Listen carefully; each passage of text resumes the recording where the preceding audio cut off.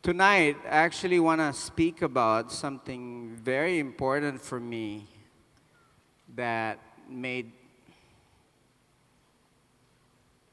me continuously motivated.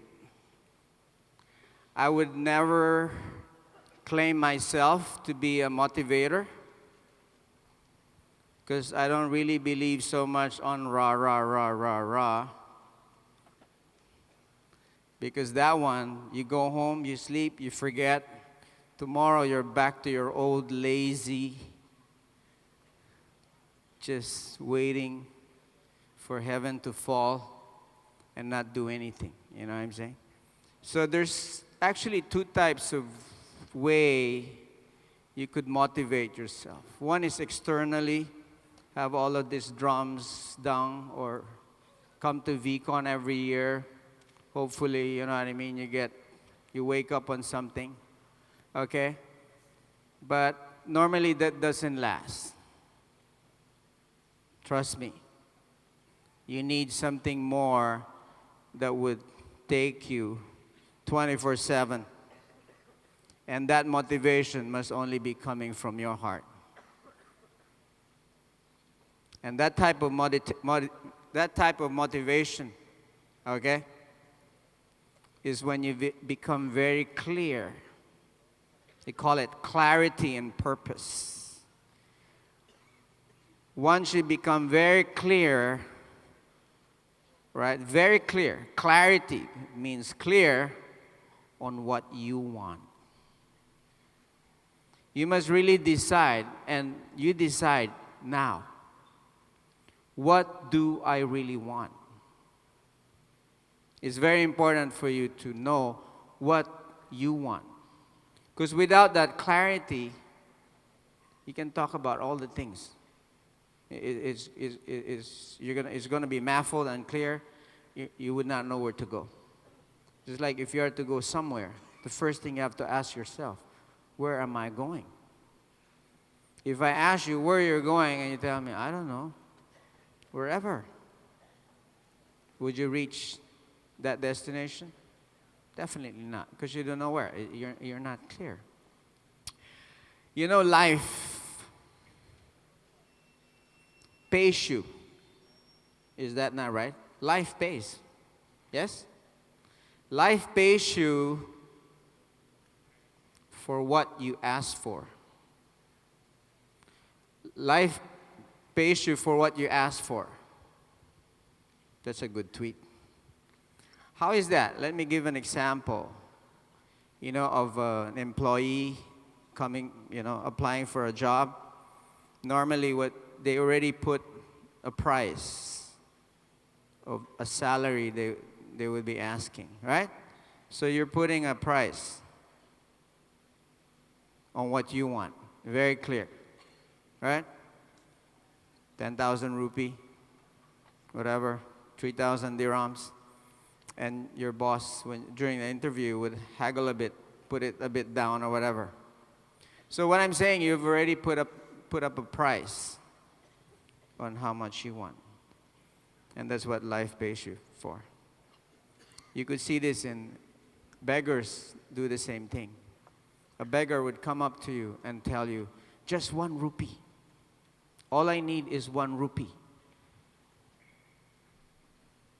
All right? You pull up you could give more than 1 rupee, right?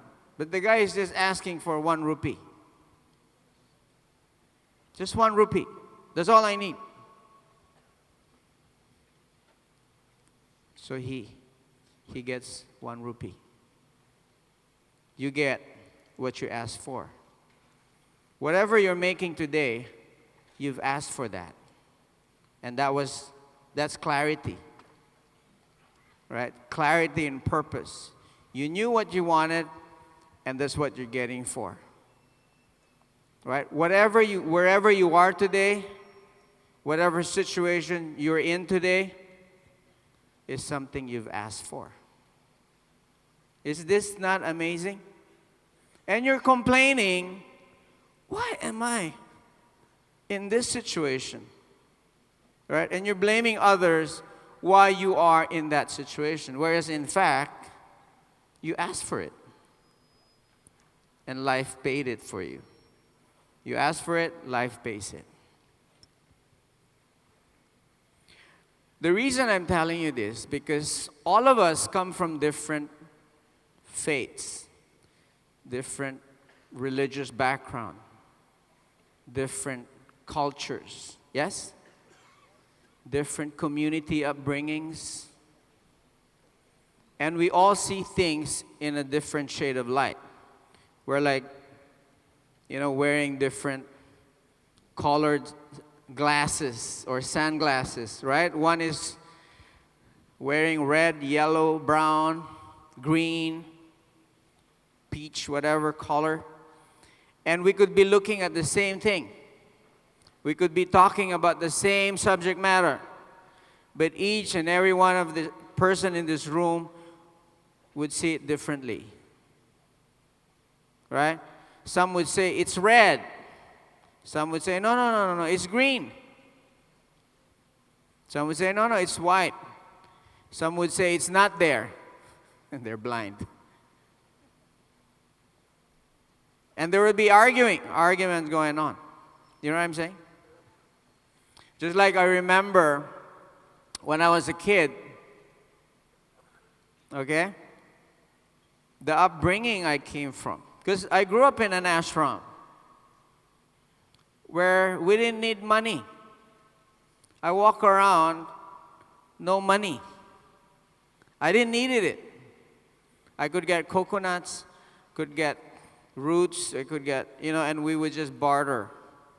We go to the town every Saturday. The farmers would bring different vegetables and you would barter, like a rubber shoes with a kilo of rice.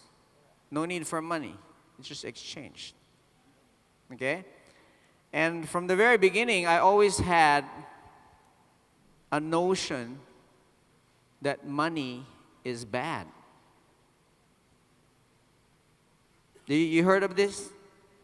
Money, the root cause of all evil. You heard of this? Yes? Money is evil. And anyone who's got money is a materialist.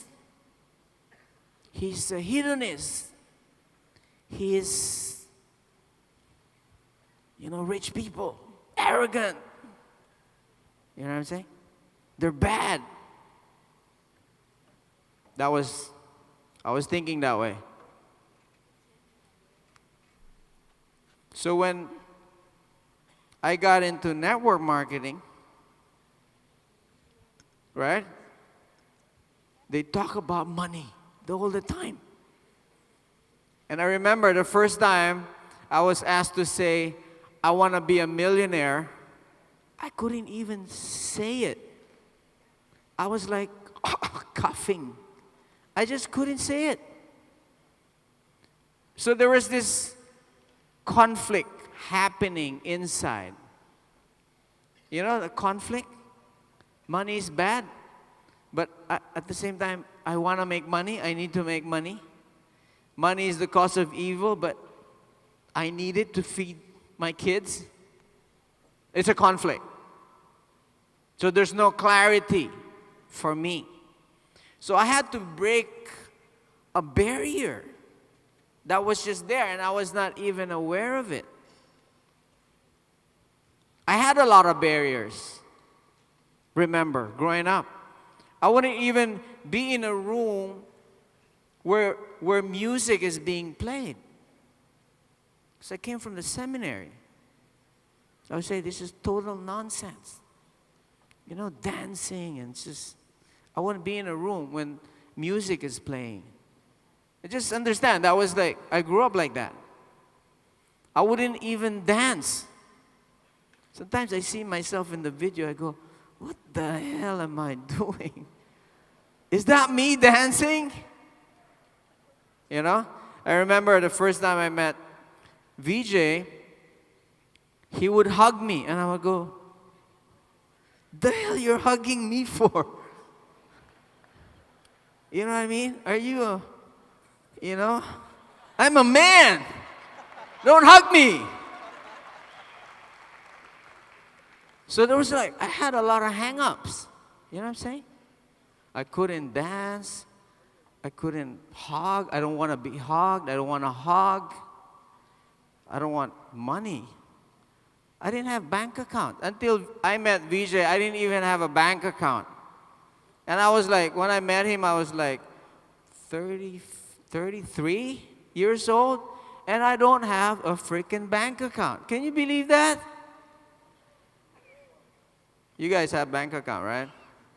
I didn't have a bank account. I said, I don't believe in bank. Money is bad. That was a hang up. I'm sure you guys don't have this hang up. Right? You don't have it. You do. I'm sure you would have different ways. I'm just sharing with you. I could only share with you, right, that in the beginning, from the time I started, I wasn't very clear on what I wanted, the purpose. So I had to make a lot of adjustment inside. You know, there's this internal battle, okay? We call it jihad, you know, real jihad, inside. The war inside, you know? Confused. You're not clear what you want. But unless you have clarity and purpose, you can never reach your destination. So tonight is very important for us to discuss this. Clarity and purpose. You need to know exactly what you want, where you want to go, what you want to achieve. Okay? What is your purpose? And why do you even want to go there? Why do you even want to make $1 million? And you must start breaking it down into specifics. An actual sort of a map, a blueprint, specific. It doesn't need to be a blueprint written, but it should be here, very specific. And once you have that, then there would be clarity. It would, like, you'll be enlightened, you know, very clear. I know where I'm going. Right? You may not, I mean, some people would ask you, how are you going to get there? I don't know. Do you have the money to get there? No, I don't. Okay? Do you have the team to get there? No, I don't at this point.